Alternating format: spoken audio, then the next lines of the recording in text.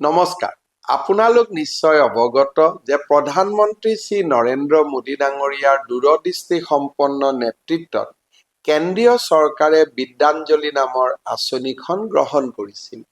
এই অভিনৱ আঁচনিখনৰ জৰিয়তে সমাজৰ বিভিন্ন শ্ৰেণীৰ নাগৰিক, অৱসৰপ্ৰাপ্ত বৃত্তিধাৰী, চৰকাৰী বিষয়া, বেচৰকাৰী সংগঠন, সামাজিক সংগঠন আৰু কৰ্পৰেট সামাজিক দায়বদ্ধতা গোটৰ সাহায্যৰে আমাৰ শিক্ষানুষ্ঠানসমূহৰ গুণগত মান উন্নত কৰিবলৈ এক মহৎ লক্ষ্য লোৱা হৈছে।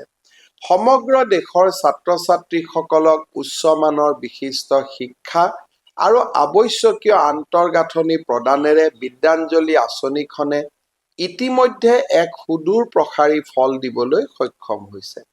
অসমতো বিদ্যাঞ্জলি আঁচনিখনে উল্লেখনীয় সফলতা লাভ কৰিবলৈ সক্ষম হৈছে।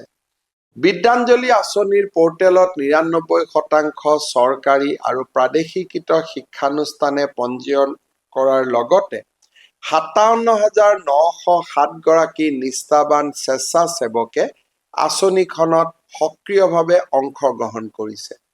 আমাৰ বাবে এয়া অত্যন্ত প্ৰেৰণাৰ কথা। এইসকল ব্যক্তিয়ে শিক্ষানুষ্ঠান এখনত প্ৰয়োজন হোৱা ceiling fan, solar panel, computer, কিতাপ আদিকে ধৰি বিভিন্ন ধৰণৰ সা-সামগ্ৰী আগবঢ়াইছে। ইয়াৰ উপৰি তেওঁলোকে বিভিন্ন বিষয়ত শিক্ষাদানৰ বাবে স্বেচ্ছাই আগবাঢ়ি অহাৰ লগতে ছাত্ৰ-ছাত্ৰীসকলক কেৰিয়াৰ সম্বন্ধীয় দিহা পৰামৰ্শ তথা দক্ষতাৰ প্ৰশিক্ষণ আদিও প্ৰদান কৰিছে।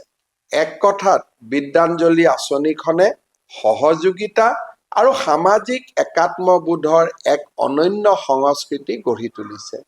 শিক্ষা ব্যৱস্থাৰ ভৱিষ্যতক এক নব্য ৰূপত নিৰ্মাণ কৰাৰ দিশত সামূহিক অংশগ্ৰহণে আনি দিব পৰা ৰূপান্তৰকাৰী শক্তিৰ অপূৰ্ব আৰু উজ্জ্বল নিদৰ্শন হৈছে বিদ্যাঞ্জলি আঁচনি। এনেকৈ আমি নিজে আমাৰ নিজৰে সন্তানসকলৰ মংগল কামনা কৰা আঁচনিখনৰ নামেই হৈছে বিদ্যাঞ্জলি। সেয়েহে মই শ্ৰদ্ধাৰ অসমবাসীক এই আঁচনিৰ অংশীদাৰ হ'বলৈ বিনম্ৰ আহ্বান জনালো।